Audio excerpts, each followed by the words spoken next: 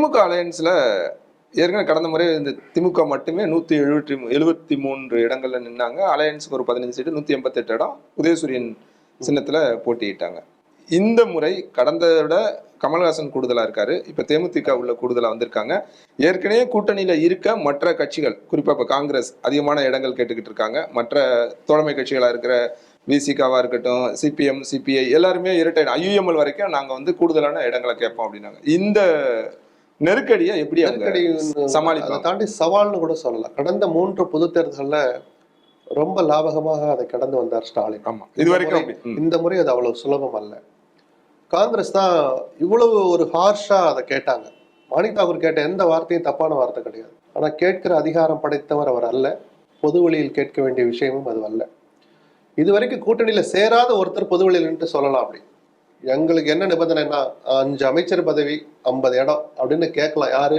எந்த அணியிலும் சேராத ஒரு தலைவர் தான் அப்படி பொதுவெளியில் நின்று பேச முடியும். இன்டாக்டா உறுதிப்பட அந்த கூட்டணி தொடர்கிறதுன்னு சொல்லிக்கிட்டு அதுல இருக்கிற ஒரு கட்சியினுடைய ஒரு உறுப்பினரோ ஒரு எம்பியோ ஒரு எம்எல்ஏ ஊரறிஞ்ச ஒரு பிரபலம் போய் பொதுவெளியில் நின்று இப்படி எல்லாம் கேட்கக்கூடாது.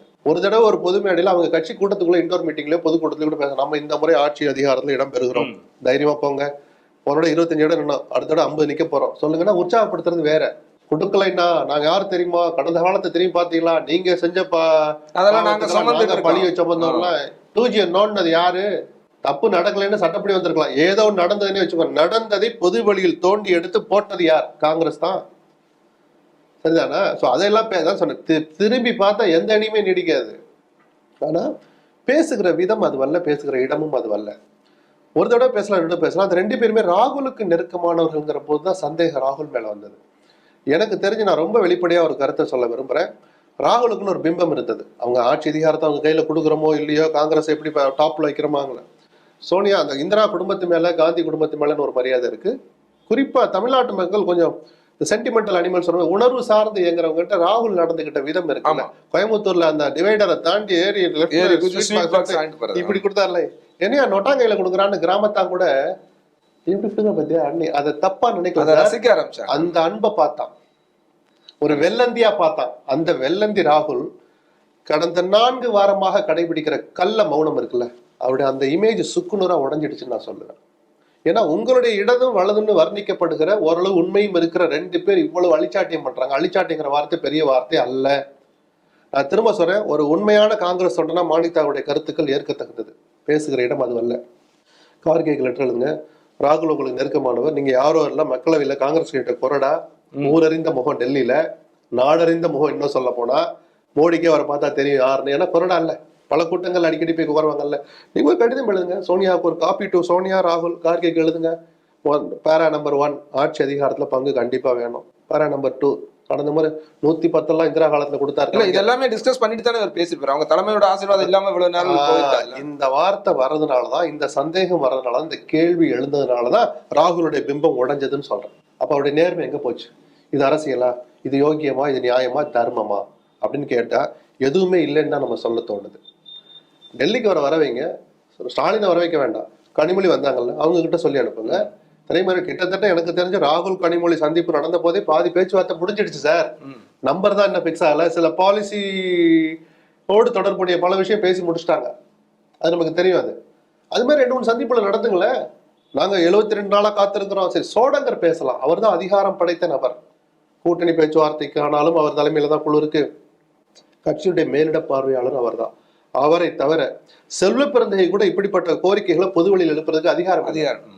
அதனாலதான் அதை நம்ம ஒரு எல்லை மீறிய செயல். இந்த கடந்த கால தேர்தல்கள்லயே பாத்தீங்கன்னா கடைசி நேரங்கள்ல இவ்வளவு தூரம் அக்கிரமங்கள் நடந்தது இல்ல சார். இல்ல, பொதுவா திமுகவோட அந்த உங்களோட பேட்டர்னே பார்த்தோம்னா கடந்த கால தேர்தல்கள்ல கடைசி நேரத்துலதான் தேர்தல் குழு அறிவிப்பாங்க, இல்ல நோட்டிபிகேஷன் வந்த பிறகுதான் நடக்கும். ஆனா இப்ப நான் என்ன 2-3 குழு அமைச்சிட்டாங்க அப்படின்றக்காக அவங்க பண்ணணும்னு அவசியம் இல்ல. ஆனா இந்த காங்கிரஸ் கட்சியை எப்படியாவது அங்க இருந்து உடச்சு இழுத்துட்டு போன்னு விஜய் படாத பாடு போடுறாரு. நள்ளிரவுல போய் ஒருத்தரை சந்திக்கிறார், கூட்டணிக்காக தான். அவங்க வர்றாங்களா இல்லையான்னு கேட்டு சொல்லணும்னு விஜயே கார் எடுத்துட்டு போறார். அந்த அளவுக்கு காங்கிரஸை பிரிக்கணும்னு ஒருத்தர் கங்கணம் கட்டிக்கிட்டு இருக்கிற போது அந்த கட்சியை சேர்ந்த ஒருத்தர் ராகுலே போய் சந்திச்சுட்டாருன்னு தெரிஞ்ச பிறகும் திமுக கொஞ்சம் இவ்வளவு லேட் பண்ணிருக்கூடாது. குழு அமைக்கிறதுக்கு இல்ல, ஒரு அறிக்கை ஒண்ணு வந்துச்சு இல்லையா, இடைக்கால பட்ஜெட் தயாரிக்கிற வேலையில இருக்கிறோம், பட்ஜெட் கூட்டத்தில் முடிஞ்சோன்னா 22ஆம் தேதி கூட்டம். இந்த அறிக்கையை ஒரு 4 வாரம் முன்னாடி விட்டுருந்தாருன்னா சரி, இவர் ஒரு ராகுல்கிட்ட போன் பேசியிருந்தாருன்னா த்ரெட் வருதுன்னா அது எப்படி எல்லாம் சமாளிக்கணுமோ சமாளிச்சிருக்கணும். என்ன காரணமோ 2 பேர் மேலேயுமே முதல்ல இவர் தோண்டினார், என்ன இப்படி எல்லாம் பேசிட்டு இருக்கான்னு எரிச்சல் முதலமைச்சருக்கு வந்திருக்கலாம், திமுக தலைவருக்கு வந்திருக்கலாம்.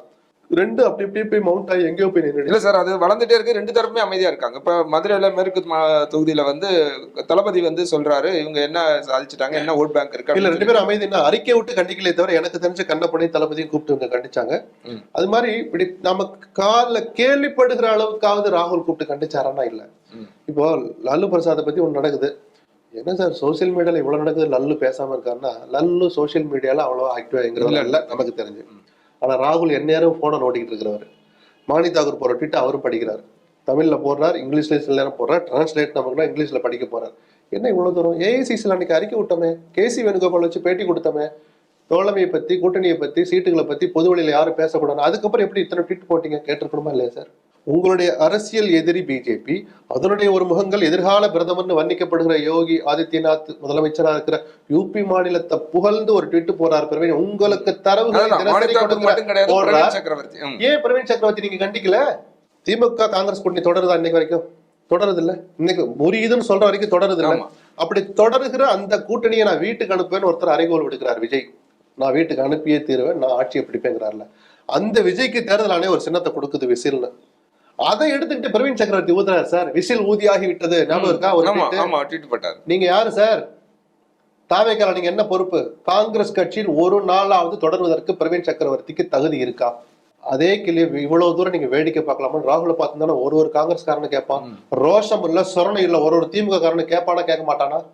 இந்த மௌனத்தை தான் நான் கள்ள மௌனம்னு சொன்னேன் ராகுல் காந்தி. இல்ல, இந்த இடத்துல எனக்கு இன்னொரு கேள்வியுமே நிறைய நேரங்கள்ல பேசியிருக்கோம். இந்த மாதிரியான மனநிலையில தொண்டர்கள் எப்படி இப்ப இவங்க தொடரணும்னு வச்சுக்கிட்டாலும் இந்த கசப்பு இவ்வளவு நேரம் வாயிலேயே நான் பேசுறேன்னு, இதெல்லாம் எல்லா தேர்தல்கள்லயும் எல்லா கூட்டணிலையும் கிரவுண்ட்ல பெருசா சலசலப்புகள் கசப்புகள் வரதா செய்யும்.